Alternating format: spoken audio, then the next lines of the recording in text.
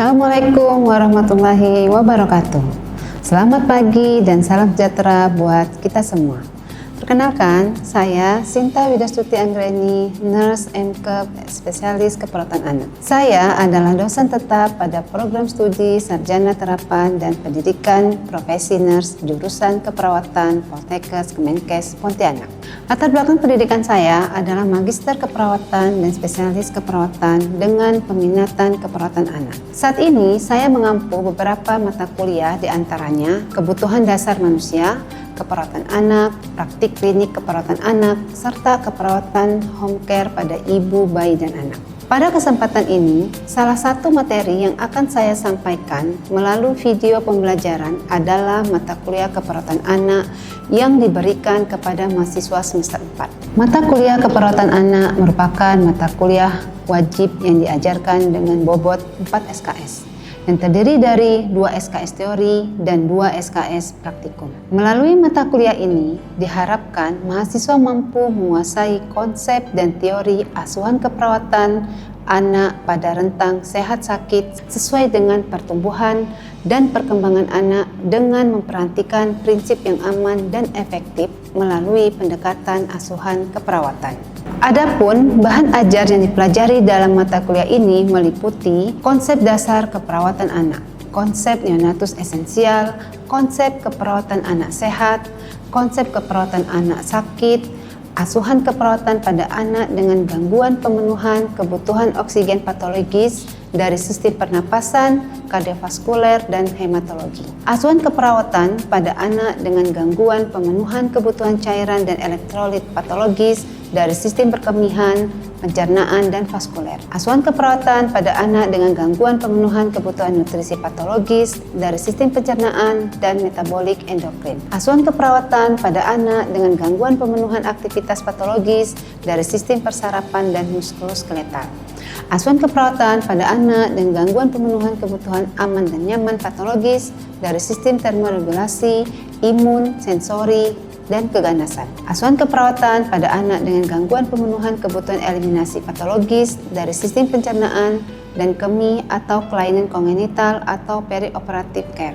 Asuhan keperawatan pada bayi risiko tinggi, asuhan keperawatan pada anak dengan kebutuhan khusus, konsep manajemen terpadu balita sakit atau MTBS di tatanan pelayanan kesehatan. Mata kuliah ini ditempuh selama 14 kali pertemuan tatap muka yang dilaksanakan di kelas maupun di laboratorium keperawatan, serta dilengkapi dengan 1 kali ujian tengah semester atau UTS dan 1 kali ujian akhir semester atau UAS, sehingga keseluruhan proses pembelajaran berlangsung dalam 16 kali pertemuan.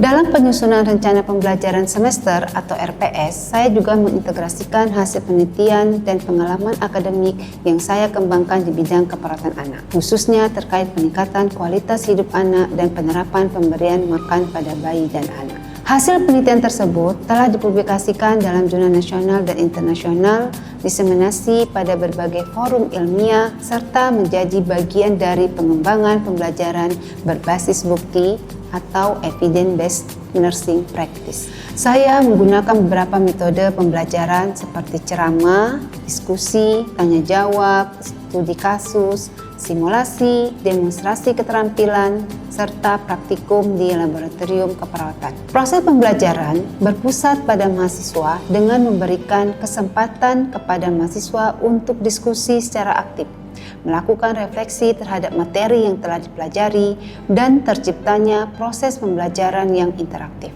Untuk penilaian pembelajaran dilakukan melalui tugas individu dan kelompok, presentasi, kuis, penilaian praktikum, ujian tengah semester, ujian akhir semester, dengan tujuan mengukur tingkat pemahaman mahasiswa, baik dari aspek pengetahuan, sikap, maupun keterampilan dalam penanganan kasus keperawatan anak. Dalam video pembelajaran ini, capaian pembelajaran yang akan disampaikan adalah mahasiswa mampu menjelaskan konsep asuhan keperawatan pada bayi risiko tinggi, dalam hal ini perawatan metode kanguru untuk bayi prematur dan BBLR, serta mampu melakukan asuhan keperawatan pada bayi risiko tinggi, pada bayi prematur dan BBLR yang mendapat perawatan metode kangguru, mulai dari pengkajian keperawatan, diagnosa keperawatan, rencana keperawatan, implementasi keperawatan,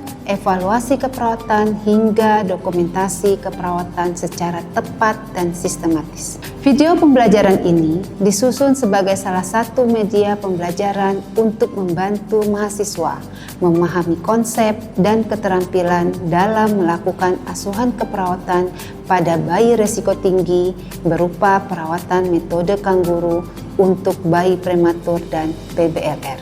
Dengan adanya video ini, diharapkan mahasiswa dapat memperoleh pengalaman belajar yang efektif sehingga mampu mengaplikasikan ilmu dan keterampilan yang diperoleh dalam praktik keperawatan secara profesional. Selanjutnya, mari kita simak bersama video proses belajar mengajar yang saya lakukan secara tatap muka di kelas dan praktikum perawatan metode kangguru di ruang laboratorium keperawatan.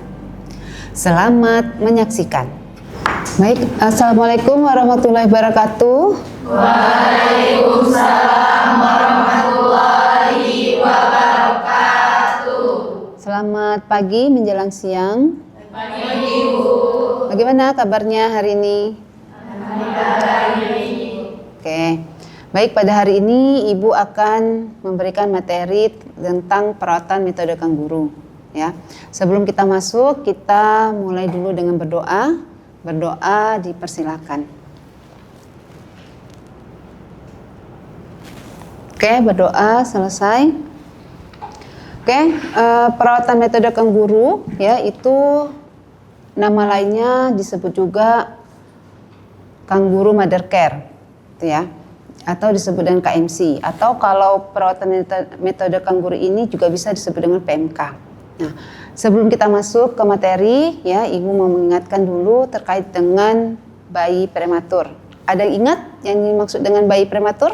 Saya Bu. Ya, silakan. Bayi yang lahir kurang dari usia 37 sampai 40 minggu. Oke, betul. Kasih aku dulu.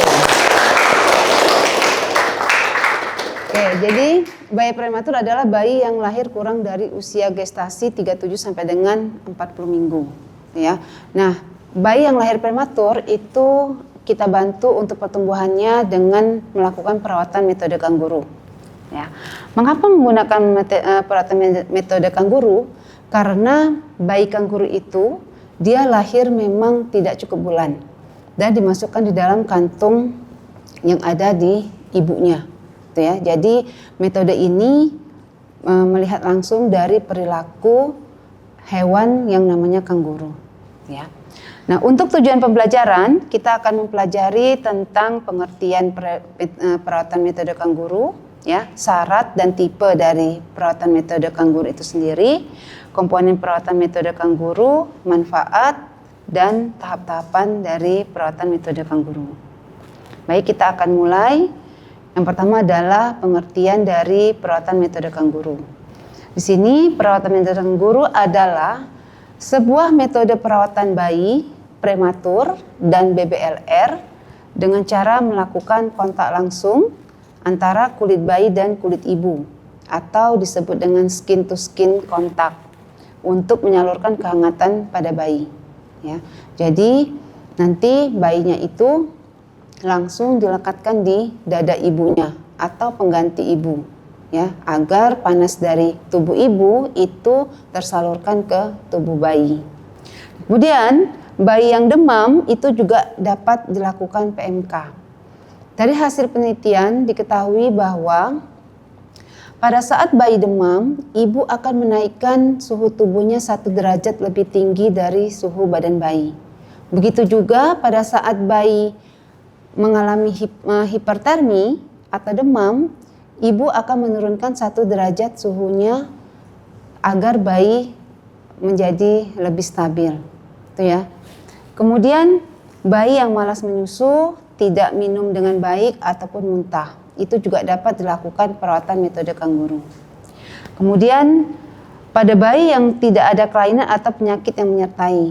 Jadi kalau misalnya bayi yang dengan penyakit bawaan yang berat, itu biasanya kita tidak lakukan perawatan metode kangguru, ya. Jadi lebih ke bayi-bayi yang agak stabil, ya.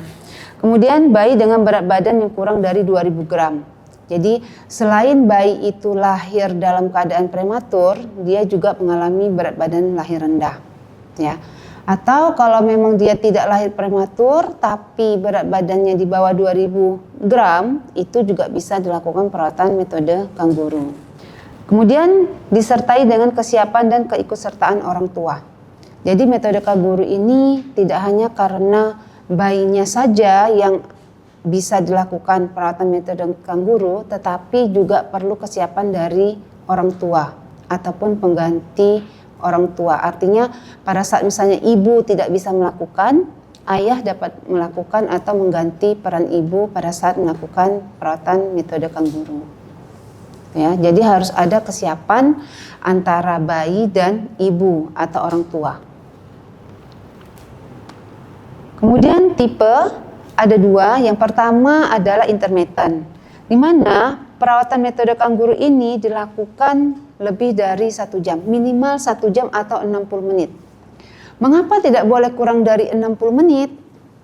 Karena pada saat pergantian, ya seringnya berganti, misalnya dari ibu ke ayah, kurang dari 60 menit. Atau nanti dari ayah ke ibu, atau dari ibu ke nenek. Itu bayi akan stres. Jadi minimal harus 60 menit dia berada di dekapan ibunya. Nah, tahapannya pertama kita cuci tangan, ya. Kemudian kalau dia menggunakan air langsung atau menggunakan gel untuk cuci tangan itu bisa.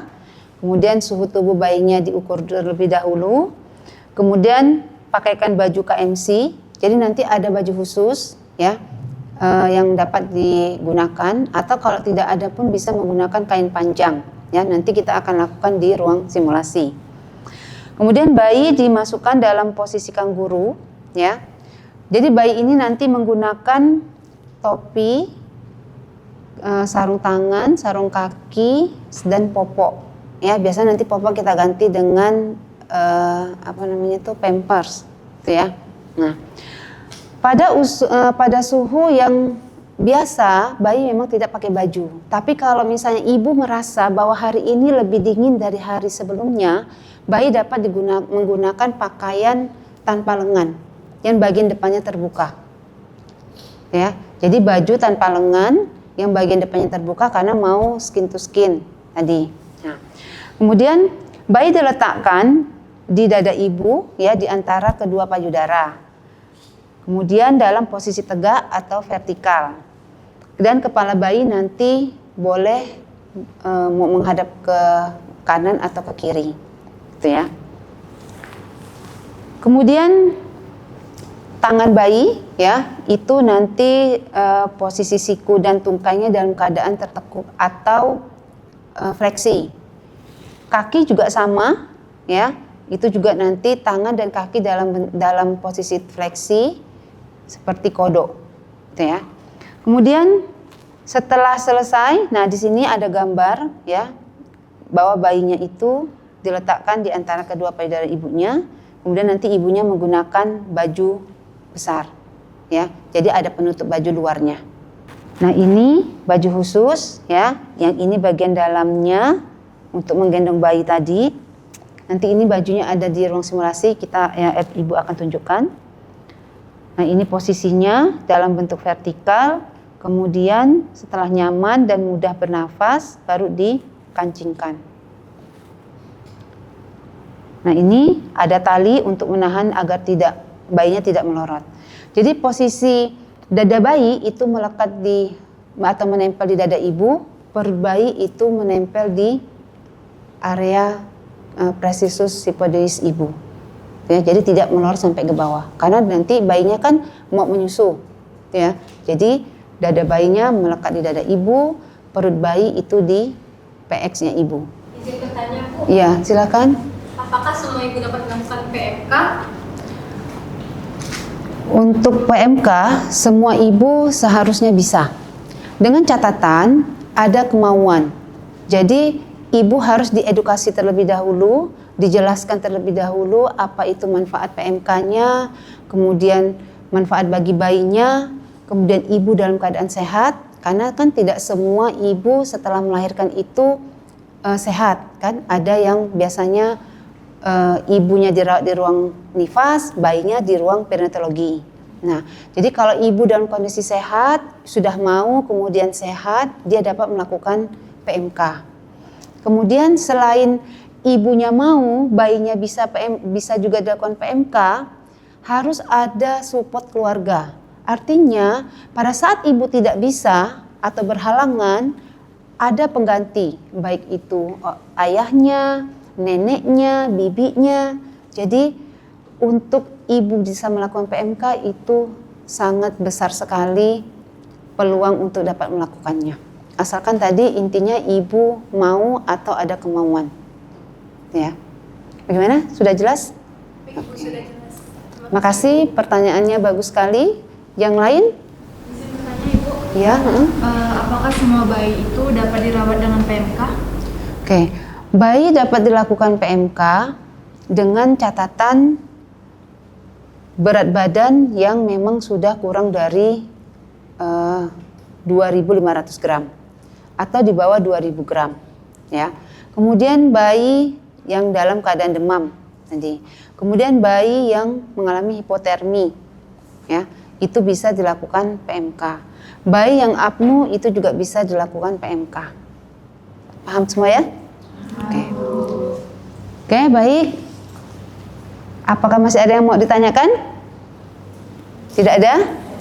Oke, kalau tidak ada, sebelum ibu mengakhiri kegiatan kita pada hari ini, ya, silakan untuk mengisi kuis yang sudah ibu siapkan.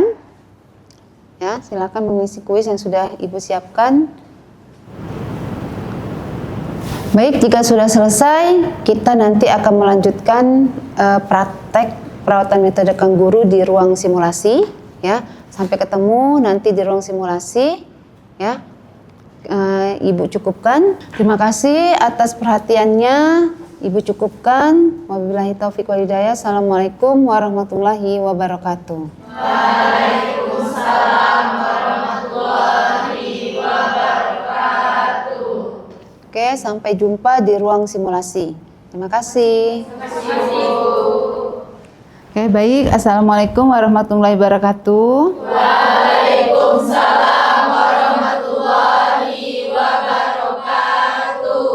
Oke, hari ini kita akan melakukan praktikum perawatan metode kangguru. Ya, sebelum memulai kita berdoa dulu. Oke, berdoa dipersilahkan. Berdoa selesai. Oke, seperti kontrak sebelumnya, ya, hari ini Ibu akan mempraktekkan terkait dengan perawatan metode kangguru. Adapun alat dan bahan yang diperlukan yaitu baju kangguru, ya. Ini baju kanggurunya ada yang memang khusus sudah dibuat atau didesain seperti ini. Jadi nanti bayinya harus dimasukkan di sini. Kemudian nanti ini akan diikatkan di badan ibunya. Untuk baju luarnya, ini baju biasa, ya. Boleh kaos, boleh juga kemeja. Intinya lebih besar karena nanti kan ada bayinya, ya. Oke. Siapa yang mau bantu untuk jadi ibu pasien? Oke, silakan. Nah, sebelum kita melakukan perawatan metode kangguru, ya, ibunya diinformasikan dulu, dijelaskan terkait dengan tata cara pelaksanaannya, ya. Jadi pertama kita cuci tangan, ya. Cuci tangan boleh dengan menggunakan air mengalir atau menggunakan hand sanitizer. Ingat cuci tangan dengan 6 langkah, itu ya. Udah, kemudian kita bersihkan area dada ibu, ya. Ingat ibunya tidak menggunakan pakaian dalam, ya. Jadi nanti BH-nya atau bra-nya dibuka. Boleh kita yang bantu membersihkan atau ibunya membersihkan sendiri di kamar mandi, ya. Jadi kalau ini kita bersihkan area dadanya sampai dengan lipatan payudaranya, ya. Kemudian setelah itu dibilas, ya. Ini sudah disiapkan 2 air, ya, satu untuk mengelap pertama, yang satunya untuk membilas. Setelah dibersihkan, ya, semuanya, baru kemudian dikeringkan. Setelah dikeringkan, ya dikeringkan semuanya, terus lalu kita persiapkan bayinya. Ingat bayi menggunakan popok, ya, menggunakan popok, topi dan kaos kaki. Nah, ingat karena tadi kita setelah dari ibunya membersihkan, kita cuci tangan kembali, ya, cuci tangan kembali untuk ke bayinya, ya. Jadi kita cuci tangan kembali. Sebelum menyentuh bayi, sebaiknya tangan kita dihangatkan terlebih dahulu, ya. Jadi nanti biar bayinya tidak kaget. Nah. Kalau di dalam inkubator, karena bayi sudah menggunakan popok, ya, jadi kita hanya menambahkan menggunakan sarung tangan dan sarung kaki.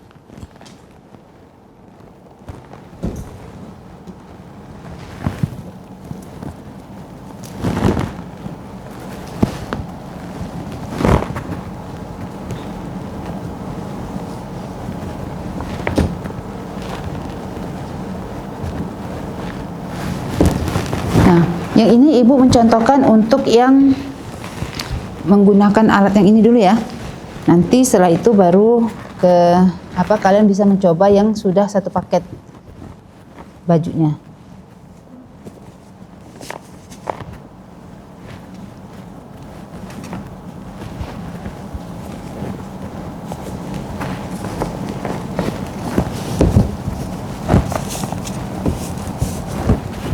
Langsung pegang. Bayinya diletakkan, ya, di antara kedua payudara ibu, ya, letakkan antara kedua payudara ibu. Ingat vertikal, ya, dada bayi menyentuh dada ibu, perut bayi menyentuh epigastrium ibu. Nah.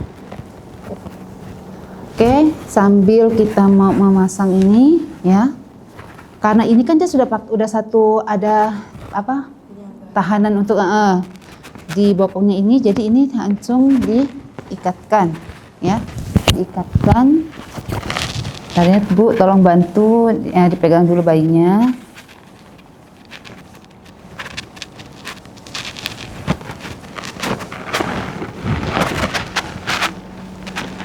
Nah, posisi tangan bayi fleksi, posisi kaki juga fleksi. Jadi seperti kodok, ya. Nah, jadi ini diikatkan ke belakang.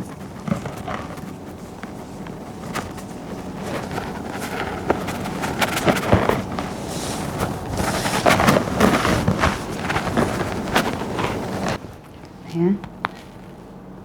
Oke, tolong dibantu pegang sebentar ya Bu. Terus jangan lupa kita pakaikan baju luarnya. Boleh yang kemeja ataupun yang kaos. Intinya bajunya yang sudah, ya. Oke. Jangan lupa dicatat hasil pemeriksaan suhu tubuh bayinya.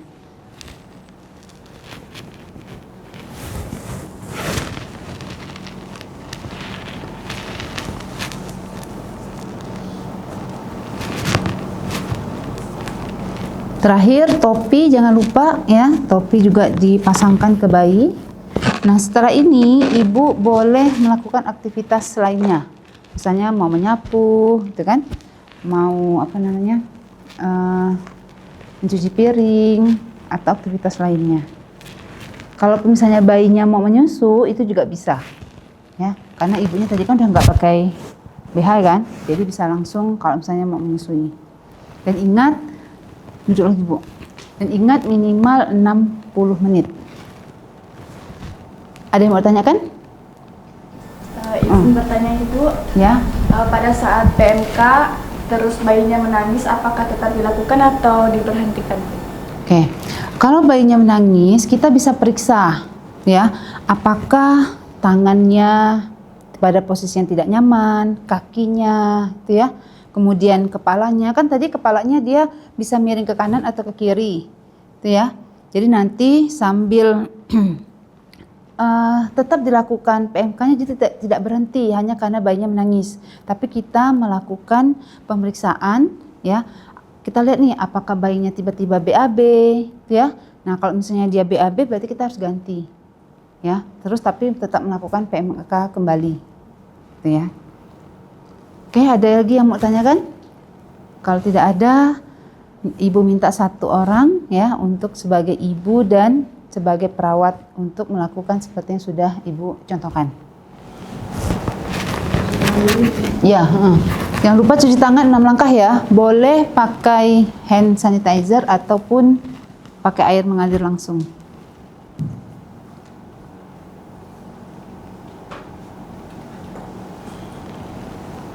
Kita siapkan baju untuk ibunya. Ya, ingat ya, ibunya sudah tahu nih kalau dia mau dilakukan PMK. Ya, jadi ibunya udah siap. Ya. Bu, bajunya kita pasang dulu ya Bu ya. Ingat ini ibunya udah nggak pakai baju ya. Udah maksudnya udah telanjang dada. Ibu izin saya bersihkan dadanya dulu ya Bu ya. Di bagian bawah lipatan payudaranya itu juga dibersihkan ya. Kemudian dibilas ya. Dibilas.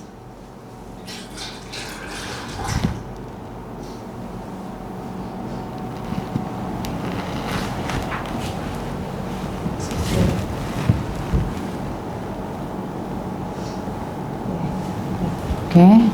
Setelah itu kita keringkan. Bu. Ya, persiapkan bayinya ya.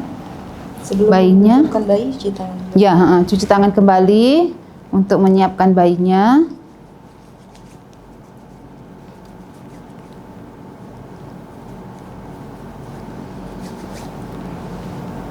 Oke. Kita pasang bayinya dulu ya.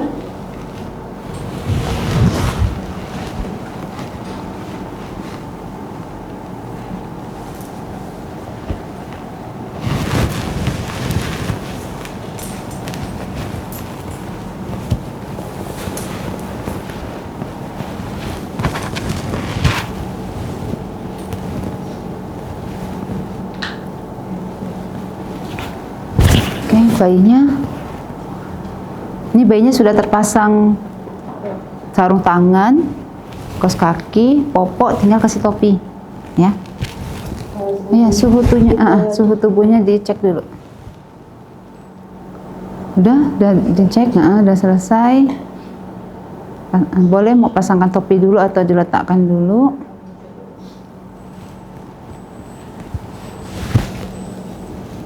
Ini ya, ini sama kayak tadi ya, udah ada kolongan untuk kakinya. Masukkan.